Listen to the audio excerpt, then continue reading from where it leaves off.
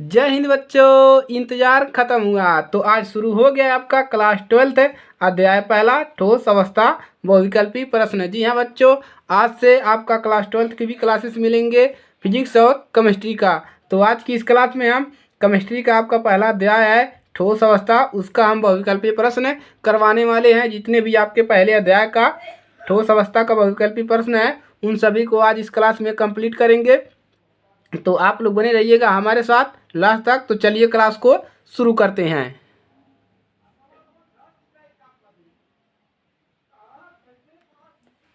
तो सबसे पहले पहला क्वेश्चन देखते हैं कि पहला क्वेश्चन हमारा क्या है।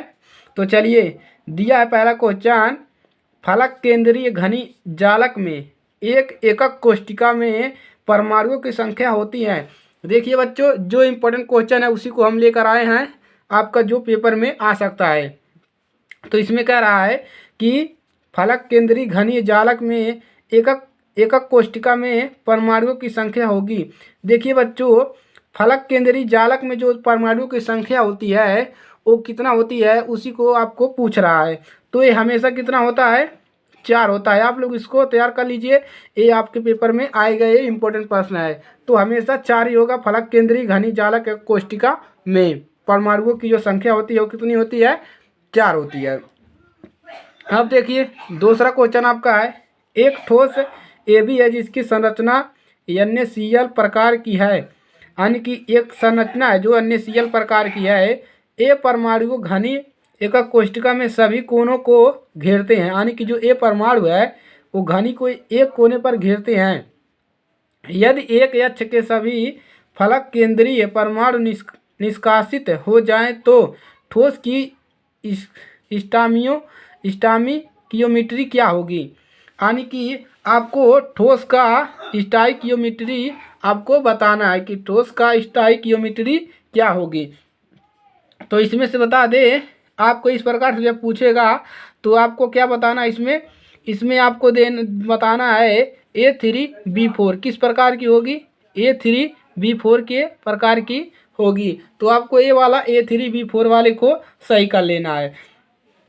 चलिए अगला क्वेश्चन देखते हैं, फ्रेकेल दोष के कारण आयनिक क्रिस्टल का घनत्व क्या होता है। आपको बताना है कि जो फ्रेकेल दोष होता है उसके कारण आयनिक जो क्रिस्टल होते हैं उसका घनत्व घटता है, बढ़ता है, परिवर्तित रहता है, अपरिवर्तित रहता है। आपको बताना है कि क्या होता है।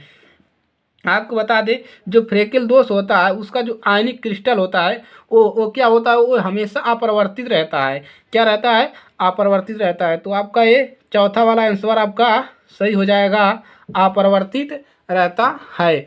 चलिए अब चौथा क्वेश्चन को देखते हैं। इसमें दिया है Fe3O4 का क्रिस्टल है। आपको बताना है कि इसका क्रिस्टल कैसा है, प्रतिचुंबकीय है, लव चुंबकीय है, अनुचुंबकीय है, इसमें से कोई नहीं। तो आपको बताना है कि Fe3, देखिए Fe3 क्या होता है, आयरन होता है। तो आयरन से आपको समझ में आ रहा है Fe3 क्या होता है, फिर आयरन होता है। तो यहाँ से इससे समझ में आता है कि ये किस प्रकार का होगा, प्रतिचुंबकी नहीं होगा, ना ही अनुचुंबकी होगा, और ये कैसा होगा, लव चुंबकी। तो ये वाला आपका आंसर सही हो जाएगा। इससे आपको पता चल जाएगा कि ये क्या है, Fe3O है। चलिए अब क्या करते हैं, पांचवें क्वेश्चन को देखते हैं। तो दिया है FCC एक सेल के कोर की लंबाई a और उसके परमाणुओं की त्रिज्या r में संबंध है, यानी कि FCC a और त्रिज्या r में संबंध है। इसको आप लोग बताइए कि इसमें संबंध क्या होता है, FCC a और त्रिज्या r में। आप लोग बताएंगे कि इसमें संबंध क्या होता है। तो इसमें संबंध ये होता है R/√2/4a। तो ये आपका दूसरा वाला आपका राइट आंसर हो जाएगा। चलिए अब छठवां क्वेश्चन देखते हैं। दिया है घनीय क्रिस्टलों में अच्छी दूरियां अथवा कोर लंबाई होती है। आपको पूछ रहा है घनी क्रिस्टलों में, यानी कि जो घनी क्रिस्टल होते हैं ABC में अच्छी दूरियां, जो अक्ष की दूरियां होती है, अथवा कोर जो होता है यानी कि कोना जो होता है, लंबाई होती है, उसकी लंबाई कितनी होती है। आपको ही बताना है कि A = B होता है, A = B = not equal C, ए बराबर नहीं है, बी बराबर नहीं है, यहाँ पर सी रहेगा। तीनों बराबर नहीं है, अल्फा बीटा गामा बराबर 120 डिग्री। आपको इसमें से बताना है कौन सही होगा। तो आपका जो इसमें से सभी दूरियां की लंबाई क्या होती है, बराबर होती है। जो घनी क्रिस्टलों में अच्छी दूरियां जो होती है, गोरों की लंबाइयाँ वो बराबर होती है। ए बराबर बी बराबर सी होता है। तो पहला वाला आपका आंसर सही हो जाएगा। चलिए अब 7वें क्वेश्चन को देखते हैं। दिया है फ्रेकेल तथा साटकी दोनों ही दोष प्रदर्शित करने वाला यौगिक है। यानी कि आपका फ्रेकेल भी प्रदर्शित करे और आपका साटकी दोष भी प्रदर्शित करे। दोनों कौन प्रदर्शित करता है इनमें से? NaCl करता है, KCl करता है, SCCI AgBr करता है। तो इसमें से कौन करता है आपको बताना है। तो देखिए इसमें से साटकी और जो प्रदर्शित करेगा वो सिल्वर और ब्रोमीन करेगा। कौन करेगा? सिल्वर और ब्रोमीन। तो आपका लास्ट वाला आंसर जो चौथा है वो सही हो जाएगा। चलिए आप 8वें क्वेश्चन को देखते हैं कि अनुचुंबकीय प्रदर्शित करने वाला पदार्थ है, यानी कि जो चुंबक न बनाए। अनुचुंबकीय प्रदर्शित करने वाला पदार्थ है, यानी कि जो चुंबक न बनाए, वो कौन सा पदार्थ है? तो चलिए H2O जल है, O2 है, NaCl है, C6H6 है, क्या है? तो ये आपका हो जाएगा O2 कार्बन। ये आपका क्या हो जाएगा? O2। तो ये वाला आपका आंसर सही हो जाएगा। दूसरा वाला आंसर जो O2 होता है ये अनुचुंबकीय पदार्थ नहीं बनाता है। तो चलिए अब 9वें क्वेश्चन आपका है मोस्ट इम्पोर्टेंट क्वेश्चन, ग्रेफाइट है। आपको बताना है जो ग्रेफाइट होता है वो क्या होता है। आपको वही बताना है कि ग्रेफाइट क्या होता है। तो आयनिक ठोस होता है, धात्विक ठोस होता है, संयोजी ठोस होता है या आणविक ठोस होता है।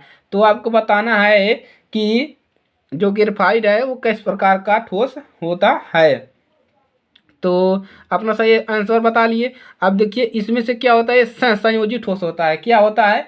संयोजी ठोस होता है। तो तीसरा वाला आपका राइट आंसर हो जाएगा। चलिए अब 10वें क्वेश्चन को देखते हैं। एक क्रिस्टल ठोस में होती है, यानी कि जो एक क्रिस्टल ठोस होता है उसमें क्या होती है? दीर्घ परासकोटि, लघु परासकोटि, अनिश्चित अवस्था, इनमें से कोई नहीं। आपको बताना है कि एक क्रिस्टल में क्या होती है। तो अपना सही उत्तर ले लिए। आप देखिए जो एक क्रिस्टल में वो क्या होती है, लघु परासकोटि होती है। क्या होती है? लघु परासकोटि। तो आपका ये दूसरा वाला आंसर क्या हो जाएगा? सही हो जाएगा। चलिए 11 नंबर क्वेश्चन देखते हैं। ठोस ए एक कठोर है, यानी कि कह रहा है कि जो ए है एक कठोर है और ठोस तथा गलित अवस्था में विद्युत रोधी है।